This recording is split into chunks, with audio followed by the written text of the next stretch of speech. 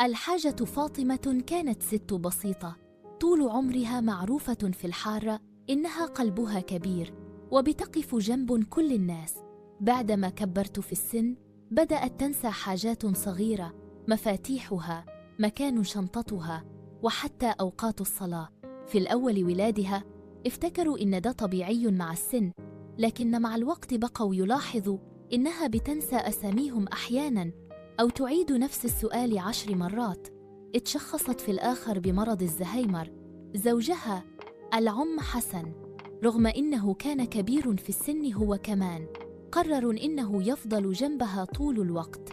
كان بيساعدها تلبس هدومها ويقعد يحكي لها كل يوم عن ذكرياتهم القديمة، يوم فرحهم، أول مرة شافها، أول بيت دخلوه مع بعض.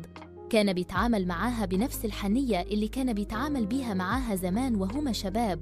في يوم من الأيام الحاجة فاطمة انبصت له وقالت: أنت مين؟ الكلمة وقعت زي الصاعقة على قلبه، لكنه ابتسم وقال لها: أنا اللي بيحبك من 50 سنة ولسه هيحبك لآخر نفس.